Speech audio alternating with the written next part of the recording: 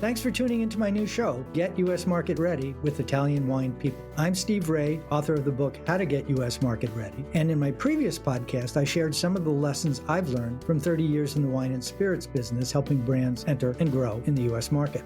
This series will be dedicated to the personalities who have been working in the Italian wine sector in the U.S., their experiences, challenges, and personal stories. I'll uncover the roads that they walked, shedding light on current trends, business strategies, and their unique brands. So, thanks for listening in, and let's get to the interview.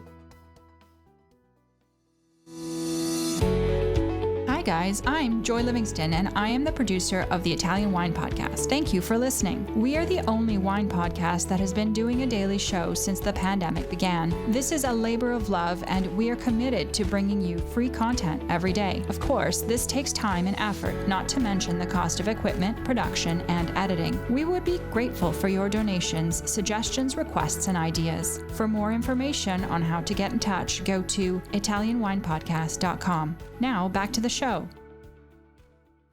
Hi, this is Steve Raye, and welcome to this week's edition of Get U.S. Market Ready with Italian Wine People. I'm pleased this week to have as a guest Deborah Brenner, who literally wrote the book, Women of the Vine.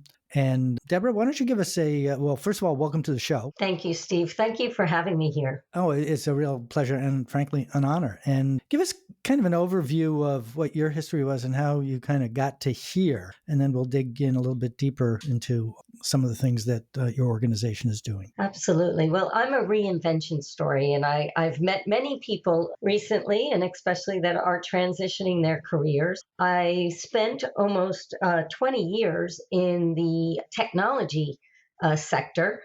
I worked with high-end technology used in television and film studios, but it was a very male-dominated industry. I joined it in the late 80s, and it was a fascinating and wonderful industry, but I really felt that I was hitting a lot of barriers and got quite frustrated, especially back then there were no female role models and very few women being promoted.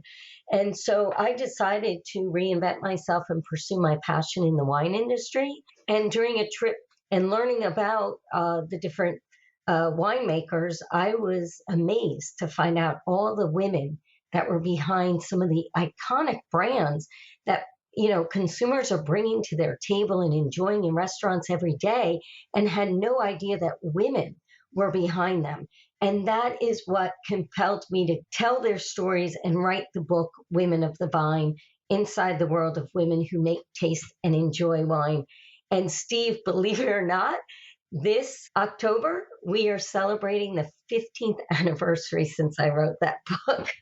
Wow. Congratulations. As a fellow author, I know how challenging that is. How current do you think the book is 15 years on? Well, I think it's quite current in a lot of the barriers that I talk about. So one of the things that really, it was one of the first books to really talk about championing women and recognizing some women that were quite under-recognized in this industry. And even 15 years later, where we sit today, I think what this has really been the catalyst for me to create the year-round global organization, Women of the Vine and Spirits, which I am, founder and CEO today. Because as you point out, Steve, what's changed? Well, some has changed, but a lot has not. And so there's a lot of progress that we need to do to make the beverage alcohol industry more diverse, more equitable, and more inclusive. And that's now, 15 years later, not just something that's a good thing to do, but it's now become a business imperative. Explain that a little bit more, because I think there's been a complete sea change in attitude and appreciation of that, really globally, but certainly here in the United States. But how did that, yes, it always was a good thing, but now it has become front and center. So talk about that. Absolutely.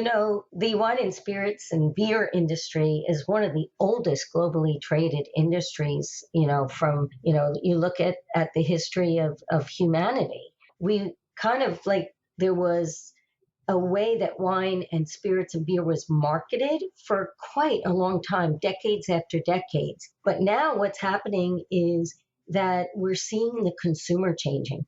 And the census data recently that just came out really demonstrated that, in the United States in particular, that minorities are no longer the minority, they are the majority. So it's becoming a business imperative because for companies in beverage alcohol and in all other industries, in order to stay competitive, to be creative, to be innovative, and to provide what the consumer is seeking out of their products and brands, you really need to have a diverse and inclusive workforce, or you're going to miss out on those opportunities. Steve, so if everybody looks like me and, has my background and I'm not going to, that team isn't going to necessarily be able to innovate across our diverse customer sector. So it's really important today to stay relevant and competitive. So you use the phrase DEI, diversity, equity, inclusion. Can you define those things? Absolutely. There's a lot of confusion between equity and equality, right? So diversity, to start off for DEI, diversity is basically making sure that you have people in your workforce that represent all different sectors. And that is going to be, people of color, LGBTQ plus A.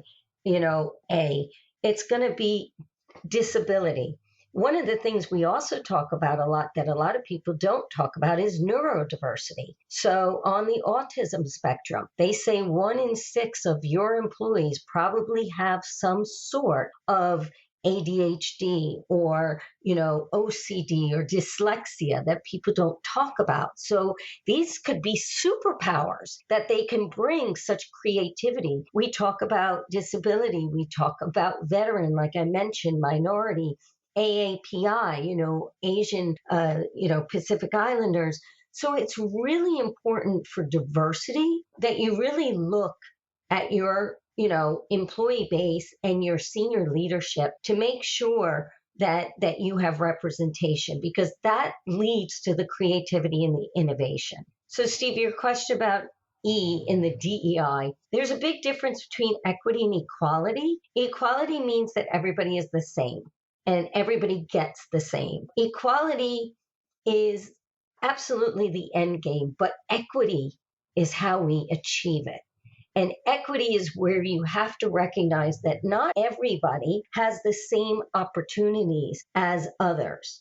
So, for example, Women in the Wine and Spirits also has a 501c3, and we're about to award over 50 scholarships for education. That is the equity side, right? Not everybody has the financial wherewithal to take a WSCT level 1, 2, 3, 4, quite expensive, to take the Italian course to be an expert in Italian wines. VIA, you're talking about there, Vinitaly International Academy. Yeah, we just sent out a release that they had a program that they put in place for this year's or the current edition of it. Sorry, keep going. Absolutely. So equity is where you have to look at, if you want to help diversify the industry, you have to look, are there minorities and groups that just don't have the same opportunities? Maybe they don't have a 4-year, college degree. Maybe you need to look at your hiring and your job postings. Do you really need a 4-year college degree? Because maybe some of those groups, they didn't have the privilege. They had to go out and work. So those are the kinds of things. Or, do you have to require somebody to lift 50 pounds when you have forklifts and other things? So these are things that, we talk a lot about to raise awareness of, how's your hiring practice? And the equity side is giving those people the opportunity, either by scholarships, either by providing other tools, like in the case of ADHD, sometimes it's as little as head canceling headphones so that they can better focus. We do workshops on that, and it's fascinating to see, just the little tools that can set people up for success, but the creativity that they bring. And then, Steve, the real magic happens with inclusivity, right? You can go ahead and you can hire people at, all different levels of the organization. But if you don't create a culture of inclusivity where they feel they could bring their full authentic self to work, you're not going to retain those employees because they're going to quickly realize that they don't fit in, that they may not feel like they belong, or that people really don't care to hear their opinions or their ideas. Okay, DEI, diversity, equity, inclusion. So let's go back to 2015, which was another watershed year in this whole subject, which was your first conference. And this, I think, really evolved out of some travel and conversations you had with women winemakers on the West Coast? Yes, absolutely. And actually across the United States and even internationally. I mean, Steve, just going back on a personal note for your podcast is that, believe it or not, my journey from technology into wine started in New York City when the Italian Trade Commission was holding an event for, people to come and see all different products. And I met a young group from Catania, which was a consortium of winemakers, and they were asking, to your point, the route to market in the United States. And at that time, I was working freelance for Cinecittà Studios doing marketing. And I said, well, I do marketing and I'm bringing business to Cinecittà Studios in Rome. Maybe I can help you understand the route to market in wine in the US. So that was the actual very first start that got me on my journey. As they say, all roads, lead to Rome, but but the amazing thing why I bring that up is that's what led me to start doing my research and going out and realizing the women. And so to your question, it wasn't just women, in the US, and it was women all over. And then over the years, I worked in many capacities in the wine industry myself, from wholesaler, retailer, supplier, consultant. And in 2014, I realized there was a huge void. There wasn't an opportunity for the industry as a whole across all three tiers to start really looking at diversity, equity, and inclusion as a whole, realizing, because as the woman of the vine author and, being out in the field, the majority of our wine drinkers, 67% on premise wine drinkers, were female, 71% off premise were female. And I'm thinking, oh my gosh, where are the women in leadership decision-making roles if you want to attract the woman consumer? And that means all women of color, LGBTQ. I put everybody under the big umbrella of women. And that's what led me to create the first global symposium. Okay, and that was the global symposium was what happened in 2015. Give us a kind of a summary of what that was all about, what kind of people came, and how it was the genesis of so much to follow. Well, I was a little bit premature to market. You can imagine in 2015, DEI, diversity, equity, inclusion, wasn't mainstream as a topic the way that it is today. And I thought, oh my God, is this going to work? Are people going to come? Am I going to be able to support this financially? Because I had to rent a venue and I had to have speakers and everything that comes with it. And I prayed that I could get 250 attendees to start. And Steve, we doubled that amount and had to quickly go up to 500 and hit our max and sold out.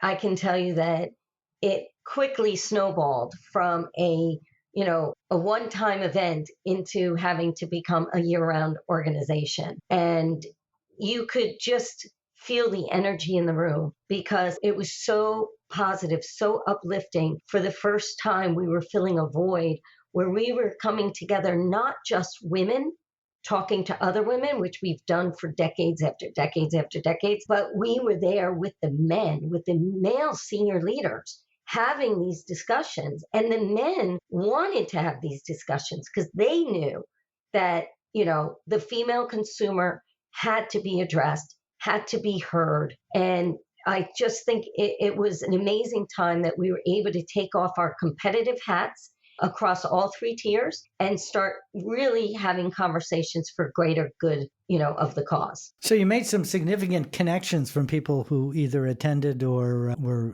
connected with it in some way. Tell us about a couple of those people who you met. Well, the first thing that I did when I decided, because I had been in the industry for over a decade, when I decided that I was going to, finance this and try to put together this conference, I called two people that I knew for many, many years in the industry, and that was Steve Slater and Mel Dick from Southern, and at that time it was Southern Wine and Spirits, now Southern Glaziers. And I just thought, okay, tell me if this is a really bad idea, because you've seen it all. You've been in the industry. I mean, Mel Dick is an icon. I was like, tell me this is a bad idea, because I don't want to lose my shirt on it. And Steve, they immediately said, we're behind you.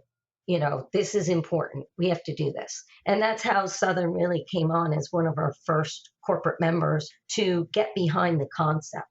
And from there, I mean, St. Michel Wine Estates, Moet Hennessy, some of the very first that came on board and said, okay, we'll get behind you. The first year, 2015, believe it or not, was only wine. The conference was Women of the Vine. And what happened is after that, the Pete Cars of the world of Bacardi and Beam Suntory and Brown Forman, they saw what we were doing and approached me, hey, what about spirits? And immediately we expanded. In 2016 was Women of the Vine and Spirits.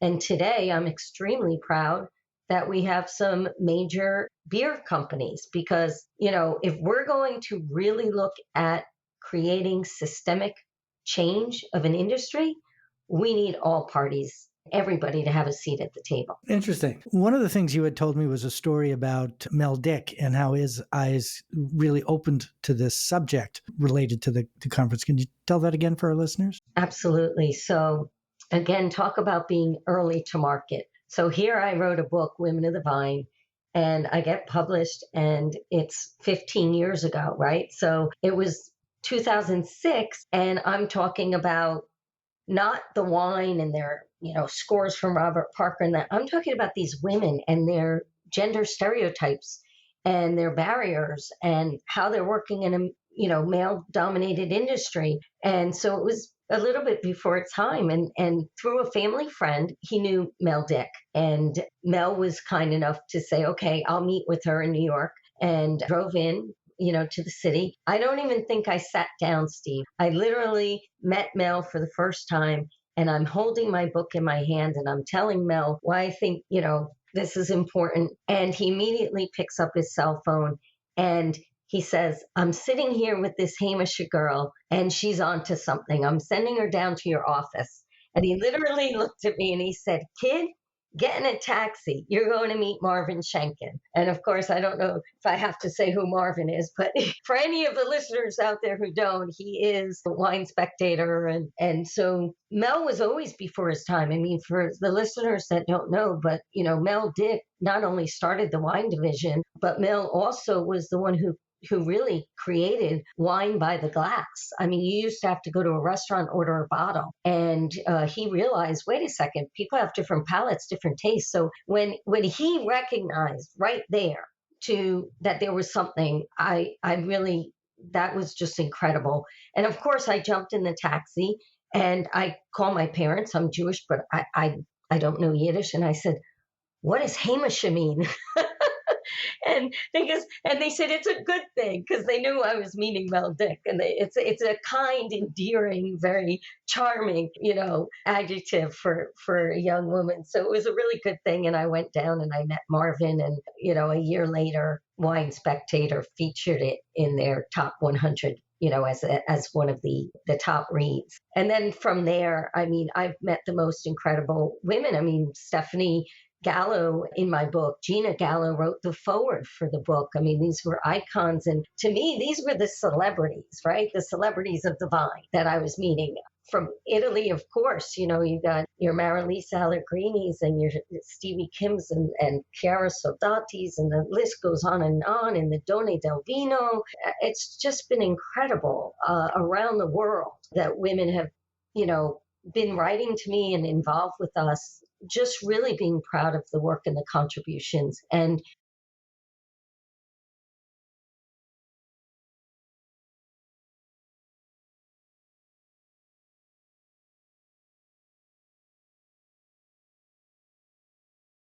women that trailblazed and really opened the doors for women today in this industry. So tell us about the current status of Women of the Vine and the programs that you're involved in. And maybe we can take it up to COVID and where you were just before the change. Absolutely. From the first global symposium being a 2.5-day event, like I mentioned, quickly realized that to create change, you can't just gather once a year and have a conversation. This has to be top of mind and ongoing conversation 365 days a year.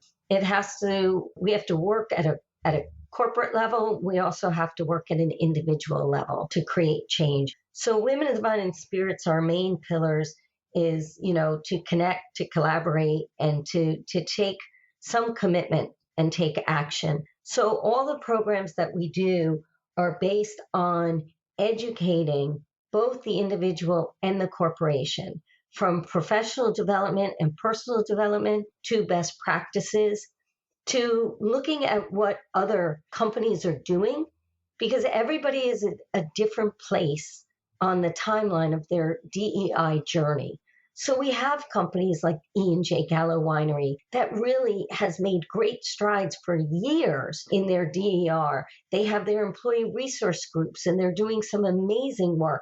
You have the Beam Suntories doing some great work in Brown-Forman with their GROW program. You have other companies that are just starting on their DEI journey. So one of the most important things that we do, Steve, is we bring together resources and live chats and roundtables and discussions so that everybody can take information back to their company and for themselves of how we all could be a part of the change. And then the other things that we do is we bring experts in from outside of our industry to share their expertise to be able to guide companies. Not everybody can afford to have, consultants to come in and guide your company on, how to set up a DEI council, how to set up employee research groups or business resource groups. So they really can get that at Women of the Vine and Spirits as well. The other thing that they get is the benefit of DEI is what I call BD&I, and that's business development and innovation.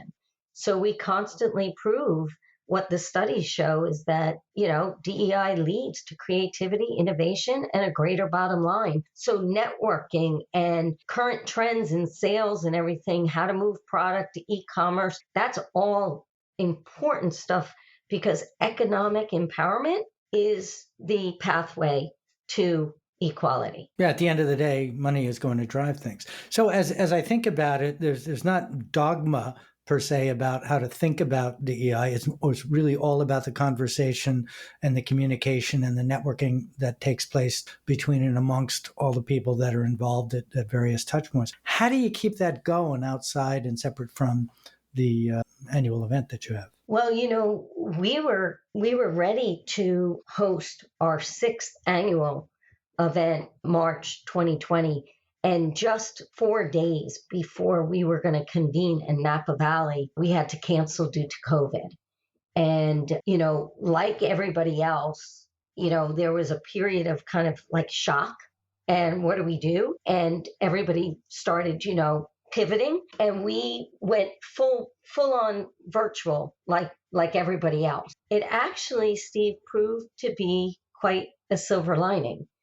Because what we quickly found was that, and this wasn't me saying it, Steve, you could see this from, leaders around the world. They were talking about, the best way to manage through a crisis is through community. And I feel really blessed that we had this very robust community with members in every sector, from legal to export, import, wholesale, on-premise, off-premise suppliers, education, trucking. I mean, the list goes on and on if you look at our corporate members. And that actually proved to be a blessing because, you need community to get through crisis. So we ditched the webinar formats and everything went live chat. So we could see each other, we could have dialogue, and we can really brainstorm. And this is where I have to say, I just was so amazed at the the culture that we have created in Women of the Vine and Spirits, because it was so collaborative. Everybody wanted to help one another.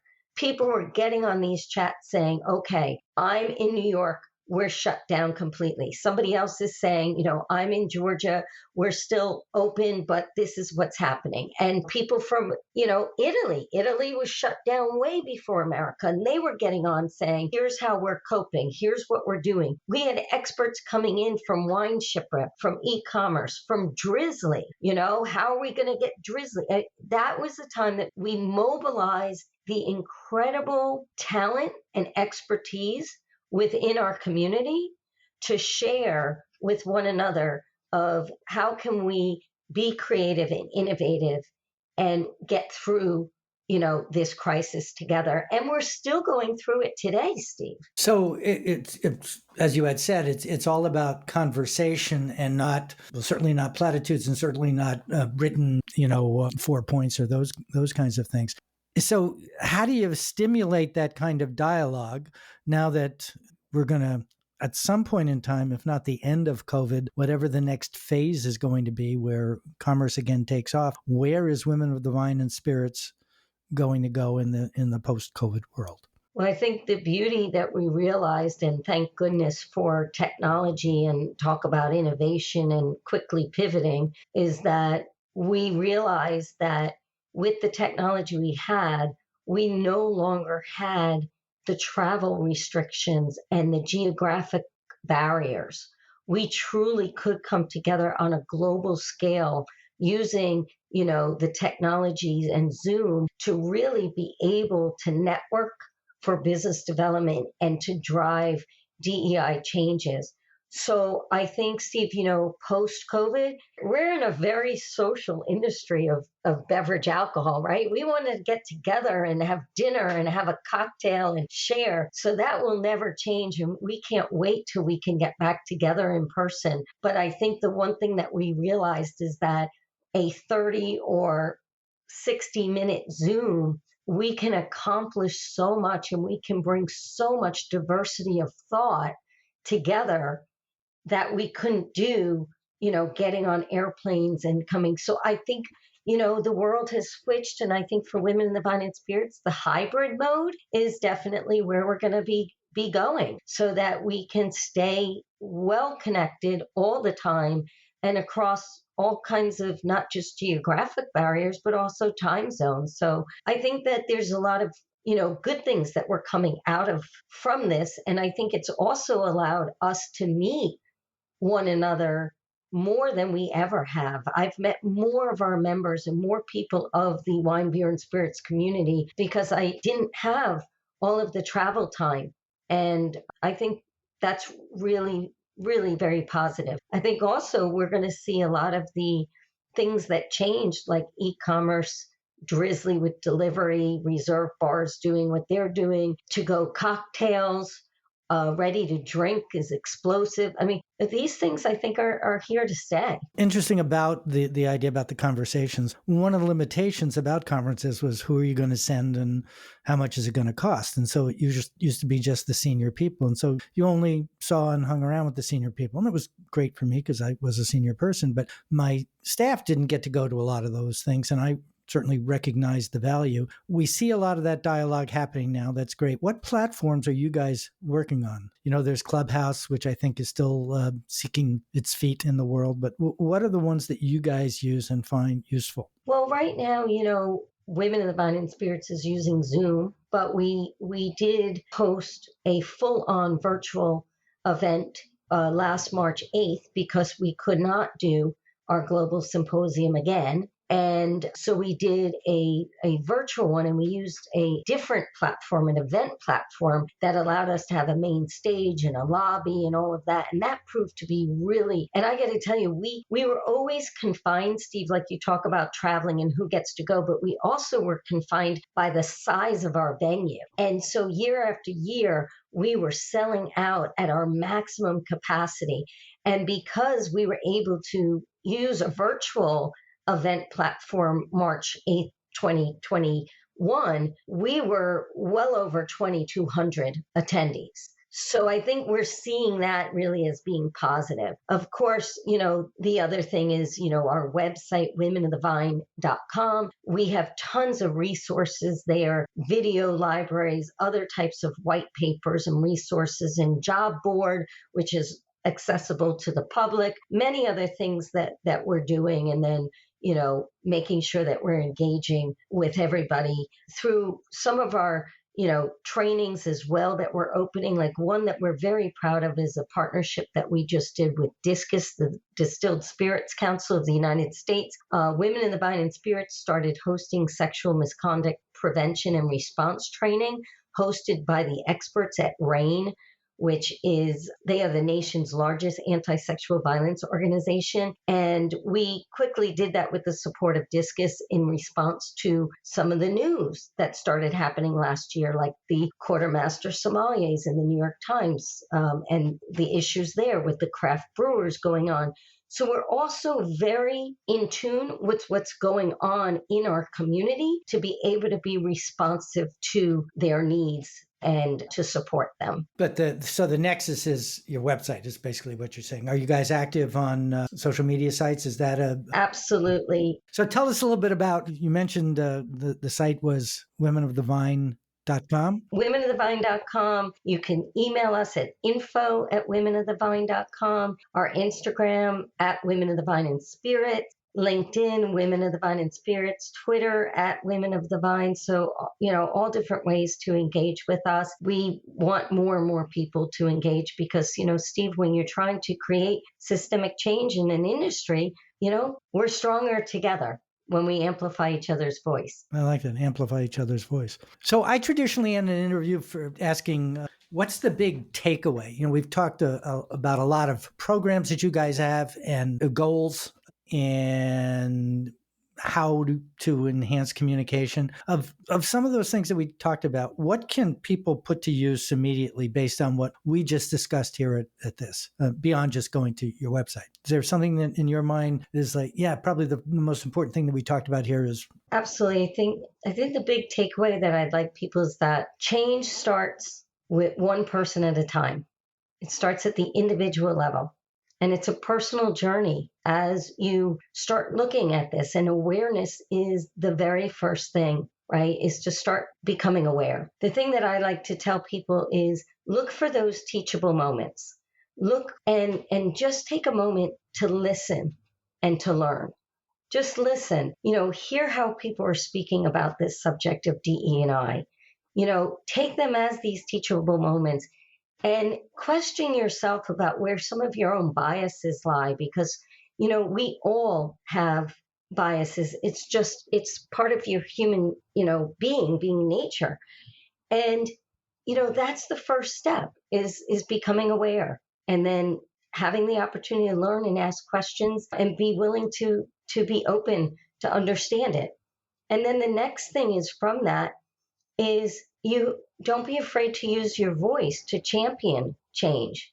Because if you're in a leadership position, then you're in a really good position to talk to your company about change. But if you're an individual and you're not in a leadership, you still can create change within your peer sector by being able to use your voice. And sometimes using your voice just means to ask people to just listen. So I think that's really the most important takeaway, to start everybody to get personally involved. Because when you think about how many people are involved in Bev Alc, if everybody just took a moment to become more aware, as McKinsey says in their studies, they're saying it could take 100 years to actually reach gender equality. And Steve, I won't be alive. I'm hoping we all band together, amplify our voices, and accelerate the pace. Great. Love it. Thank you. Okay, so that wraps up our session for today. Well, a big shout out and thank you to Deborah Brenner,